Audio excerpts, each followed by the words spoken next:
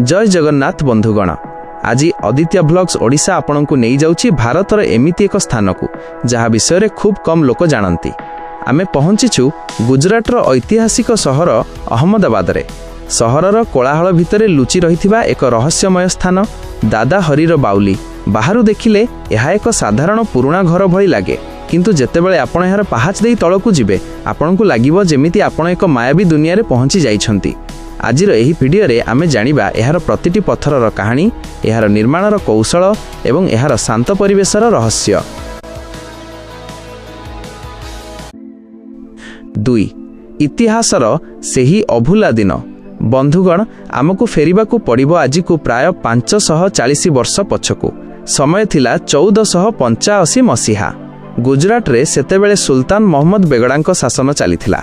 सेही समय रे राजकीय अंतःपुरर जणे बहुत परिश्रमी एवं दयालु महिला थिले, जहांको नाम थिला बाई हरिर। से कौनसी रानी नथिले, किंतु तांकर काम तांकु इतिहास रे अमर करिदेला। सेही समय रे एही अंचल रे जलर बहुत अभाव थिला। विशेष करी दूर दूरांतरु आसुथिबा पथिक एवं व्यवसायी माने खरा दिने पानी मुंदे पई बहुत हैरान हेउथिले। सेमानंको दुख देखिबा हरिर निष्पत्ति नेले एक बाउली बा स्टेपवेल तयारी करिबा पई। से निजर जीवन सारार संचित संपत्ति अर्थात 3 लाख सुना मुद्रा एथिपाई खर्च करिथिले। सेथिपाई एहाकु दादा हरिर बोली कुहा जाए। 3 स्थापत्यर चमत्कारिता, 5टी महलार रहस्य। एबे आसंतु देखिबा एहार गठन। एही बाउलीटी अष्टभुज ऑक्टागोनाल आकृतिर एवं एथिरे मोट 5टी महला रहिछि। एहा कोनोसी आधुनिक इंजीनियरिंग ठारू कम नुहे। उपरु देखिले आपनकु लागिबो जेमिति माटी भीतर को एक गभीर रास्ता जाइछि। प्रति महला रे बसिबा पई बारंडा एवं सुंदर खोदेई होइथिबा स्तंभ रहिछि। आश्चर्यर कथा हेउछि एही काम करिबा पई सेतेबेले कोनोसी मेसिन नथिला। शिल्पी माने निज हातरे पत्थर उपरे जेउ फूललता माछ एवं ज्यामितिक चित्र करिसंती ताहा देखिले आखि खुशी होइजिबो। स्तंभगुड़िक एमिति भावे सजा जाइछि जे दिनर विभिन्न समय रे सूर्य किरण भिन्न भिन्न कोणर भितर को आसी एक जादुई परिवेश सृष्टि करे। 4 प्राकृतिक AC the natural cooling system. बंधुगण, आपण केबे भाबिछंती कि 500 वर्ष पूर्वे लोके एसी बिना केमिति रहुथिले? एही बाउली हेउछि ताहार श्रेष्ठ उदाहरण। गुजरातर खरा जेतेबेले देह जलाई दिए एही बाउली भितर को गले आपनकु एकदम ठंडा अनुभव हेबो। एहार वैज्ञानिक कारण हेउछि एहाकु बहुत गभीर रे तयारी करा जाइछि एवं जलर उपस्थिति जोगु वायु चलाचल समय रे एहा ठंडा रही थाए। ऊपर महला तुलना रे सबुठु तळ महला रे तापमात्रा प्राय 10 डिग्री कम रही थाए। से समयर पथिक माने एठारे विश्राम नेउथिले एवं शांति रे सोई पारुथिले। एही ठंडा एवं पानीर शब्द मनकु एक अलौकिक शांति दिए।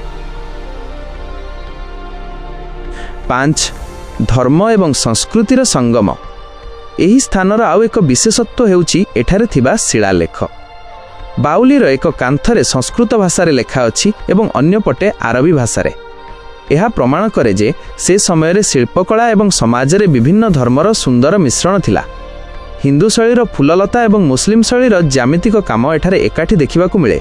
यह भारतीय संस्कृतिर एकतार प्रतीक।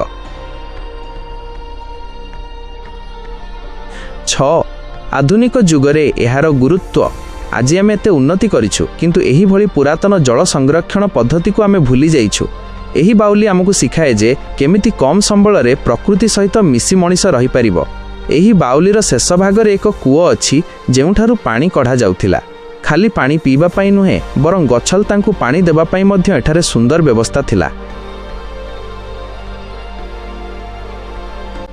7 समाप्ति एवं अनुरोध। बंधुगण, समय बदली जाइछि, शासक बदली जाइछंती, किंतु बाई हरिरंकर सेही सेवा मनोभाव आज भी एही पत्थर गुड़िकरे जीवंत अछि। आमे जदि आमर एही ऐतिह्य को सम्मान न देबा तेबे आगामी पीढ़ी एहा विषय रे जानि परिबे नाही। जदि आपण केबे अहमदाबाद आसुछंती तेबे एही स्थान को निश्चय आसंतु। एठारे बसी किछि समय निज सहित काटंतु। आशा करूछि आपनकु मोर एही प्रयास भल लागिथिबो। जदि आपनकु एही डॉक्यूमेंट्री शैलीर ब्लॉग भल लागिछि तेबे वीडियो को लाइक करंतु, निज सांगमानंक सह शेयर करंतु एवं ओडिसार एही आदित्य ब्लॉग्स ओडिसा चैनल को सब्सक्राइब करबाकू जमारू भूलंतु नाही। पुणी देखा हेबो एमिति एक रहस्यमय जगारे। से पर्यंत विदाय दियंतु। जय जगन्नाथ।